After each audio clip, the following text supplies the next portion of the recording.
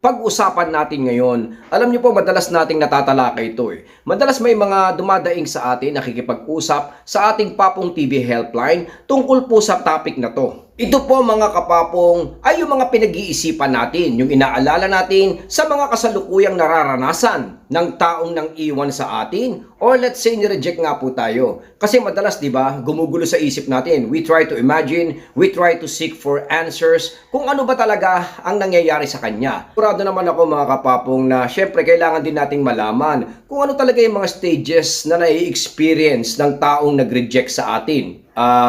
Halimbawa, dumper nga yan, ano? Importanteng malaman po kasi natin yan eh. Dahil sa kasalukuyan, alam ko marami na pong nasa-set aside. Yung mga bagay na usually common sa atin, mga ginagawa natin, mga goals natin. Alam ko po dyan, ang iba dyan ay napapabayaan na natin dahil nga po sa pain at syempre po sa stress. Dahil nga po syempre sa nangyaring breakup o rejection. Ngayong araw na to ay bibigyang linaw natin yan. Alam naman po natin kung meron tayong mga certain knowledge sa mga bagay-bagay ay mas lamang tayo. Mas magiging focus tayo, mas malalaman natin ang dapat nating isagawa. Gusto kong makatulong po, Utol. Siyempre, alam ko naman sa may babahagi natin today ay magkakaroon po tayo ng advantage. Mas magiging lamang tayo. Kasi eventually, you will appear na mas confident, mas composed, mas may self-control, kumbaga, mas magiging attractive ka eh kung itong character na to ang ipapakita mo with the knowledge na malalaman po natin. Utol, kung blanco ka at hindi mo alam ang gagawin, tamang-tama ang pag-uusapan natin ngayon. Alam ko naman na ang tingin natin ngayon sa nag-dump sa atin ay walang patawad, walang puso, walang konsiderasyon. Tayo ay sadyang nahihirapan sa mga traits na to dahil yun ang nakikita natin. Pero alam nyo po ba na maaaring hindi ito ang totoong nangyayari sa kanya sa kasalukuyan? Dahil tulad nyo mga kapapong ay galing din po siya sa hiwalayan or galing din po siya sa emotional stress. Like for example, tayo nga po ay na-reject. Lalong-lalo na po kung galing po siya sa isang relasyon with you. Siyempre mga utol, nagkaroon din po siya ng struggles dito. Ang mga certain things na naramdaman niya rito ay isa na nga po based on psychological study ay yung anger, may mga ganyan eh. Merong stress at siyempre po yung hindi po pwedeng mawala, yung tension. Dito, I would admit na 90% ay nagkakaroon din po ng mga pagkalito. Confusion, regrets mga kapatid. Alam niyo po ba na ahead of time, like for example, kung halimbawa officially naghiwalay kayo ng August 4, kunyari po August 4, syempre po before that day, ay iniisip na po niya yan eh. Nalilito na siya, nako-confuse na siya, maaring sa mga nakikita niya sa atin ay nasasaktan na siya, yung mga panahon na hindi po niya ipinararamdam sa atin at ipinapakita. Doon po yon, kung halimbawa nag-iisa siya, nararanasan na niya yon. Ang nangyayari noon at the same time ay hindi natin napapansin. Tayo naman ay patuloy na nakikipagrelasyon or let's say patuloy na nakikipag-ugnayan sa kanya, nanliligaw. Wala tayong alam sa pwedeng mangyari at nararamdaman niya. Kaya nga po ang nangyari lang is pareho din pong nagkaroon ng struggle at tension. Ang kakaiba lang po dito mga kapapong ay nangyari na yan sa kanya before at ngayon naman po nararanasan natin. Nagkaiba lang po yung oras at panahon. Siya po naramdaman niya dati, ikaw naman nararamdaman mo ngayon. Pero suma total niyan mga utol ay parehas lang po tayong nahihirapan. Nabanggit ko kanina mga kapapong na ang ex natin or dumper ay nakaranas din po ng tension or kasalukuyang nararanasan yan.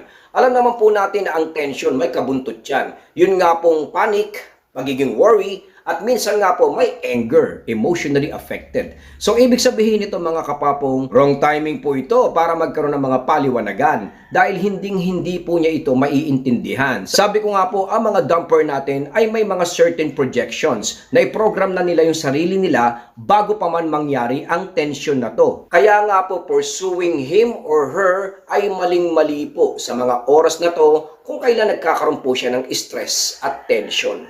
Ito kasi yung surprisingly gumagawa sila ng galit sa atin. Gumagawa po ng mga emotional distress. Dahil kumbaga magiging mas madali sa kanila eh. Pakiramdam nila, dito sila makaka-cope up dun sa problema, struggles at pain. Kaya nga po mahigpit na ipinapayo po natin na gumamit po muna tayo ng silent treatment po rito. It will display calmness at syempre po makikita niya na nirespeto mo po siya dito mga kapatid. Sa silent treatment po kasi, ay sigurado naman bababa at bababa po yung tensyon. Yung nararamdaman po ng ating ex ng mga panahon na yon kung saan meron siyang galit, meron siyang panic, meron siyang stress mga utol, ay sadyang bababa as time goes by.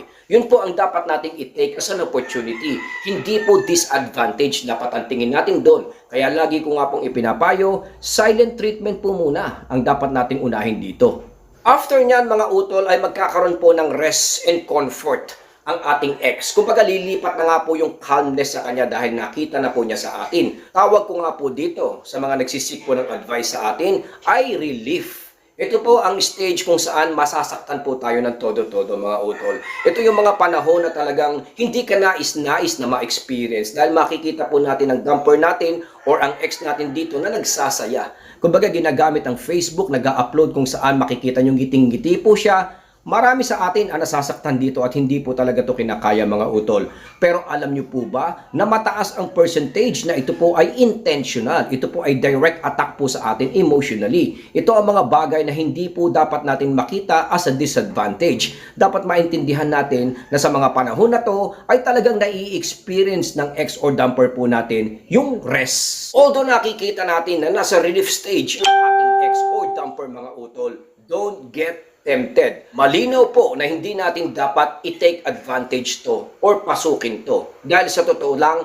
kung gaano kahirap yung unang stage natin wherein meron siyang tension, ay ganun din po kahirap ang panahon na to mga utol. Dahil hindi porkit nakikita natin na nakangiti ang ex natin, ay kailangan na natin baguhin ang perception niya sa iyo. Doon po sa usapang relasyon. Hindi po ito right timing mga utol. Dahil ang hinihintay po natin ay hindi pa po dumarating sa kanya. Bakit po mahirap? Ito po kasi yung stage kung saan ipipreoccupy nila yung mga bagay na nawawala sa kanila. Like for example, basically, ikaw yan eh. Yung mga pinakita mo sa kanya, yung mga na-share mo sa kanya, mga naibahagi mo kapatid, nawala lahat yan eh. So ngayon, papalitan po niya ito ng gimmick, tropa, outside activities, mga kapatid, fun, saya, lahat yan ay ipapalit natin, which is intentionally talagang ginagawa niya yan para makita din po natin. Ito po mga kapapong yung panahon na kung saan dapat maging matibay ka, mas matibay. Ito po yung mga panahon kung saan dapat gamitin natin yung motivation o yung mga nangyari sa atin. At dapat din mas maging maingat ka dito kapapong dahil kailangan natin ipa-experience sa kanya yan in order for him or her na makarating nga po doon sa hinihintay po natin. Dito po niya maiintindihan, dito po niya talagang malalaman ang halaga natin pagkatapos po nito. Psychologically kasi, mga kapapong, based on study, after po ng mga tension, after po ng fun, galit, stress, bababa po lahat ng mga nai-experience ng ex or dumper po natin. Dito na po papasok na magsisimulang maalala ka niya. Dito niya papasok, may co-compare po niya yung mga situation na wala ka o nandiyan ka utol. Kaya kung successfully nagawa mo po ito na matiwasay, na ipakita mo sa kanya na maayos, most probably ay magtatagumpay ka rito. Dito na kasi magsisimulang mamiss ka ng taong minahal po natin. Halimbawa kung tayo'y laging nandyan, of course, hindi po gagana yung dynamics na to mga utol. Syempre mga stages yan na dapat maintindihan natin. Natural na nararamdaman po yan ng mga ex or dumper natin or even ang taong nag-reject nga po sa atin. Nag-iisip yan mga utol eh. So dapat mga panahon na nag-iisip at naguguluhan siya, dapat alisin po muna natin ang ating sarili sa sitwasyon na yon. Maghintay po tayo sa tamang panahon kung saan ma-appreciate niya yung halaga mo. Dapat panindigan natin na kung nowhere near ka sa kanya utol, ay siguradong mararanasan niya yung mga stage na to. Stage of confusion. Ito po yung mga panahon kung saan gagaang na po ang kalooban niya sa atin. Huwag tayo mag-isip na halimbawa biglang mahal kagad tayo ng ex natin or dumper na biglang tatawag po siya sa atin at ayun na nga po, makikipag-reconciliation. Hindi po mangyayari yun utol. Kailangan gumawa po muna tayo ng mga panahon or situation para gumaang ang pakiramdam niya. Normally, darating siya sa curiosity stage. It will take place mga utol dahil hindi kanya nararamdaman, wala siya nababalitaan sa iyo, hindi niya alam kung ano na po ang ginagawa mo po sa kasalukuyan. They will have a solid urge na alamin on what is going on sa inyo. Kahit nga po sa kaibigan eh, di ba madalas na nangyayari sa atin, kamusta na kaya si ano? Alamin kaya natin, kamusta na kaya yung pinsan natin sa ganitong lugar? Kayo pa kaya? Na sadyang nagkaroon kayo ng emotional attachment, naging karelasyon mo siya, or let's say, alam niyang mahal mo siya mga utol. So, syempre magkakaroon po siya ng urge para malaman kung ano po ang balita sa iyo. Kaya it's better na paghandaan po natin itong mga stages na to. Tension, confusion, relief stage, comfort, calmness. Alam niyo mga panahon na yan kung saan magkakaroon siya ng medyo regrets, mamimiss ka niya. Instead na tayo po ay nag-aaksaya ng panahon mga utol na nangungulit at hinahabol-habol po ang taong umaayaw sa atin sa kasalukuyan. May panahon po dyan. Kailangan lang po natin gumamit ng art of calmness. Yung pagiging calm.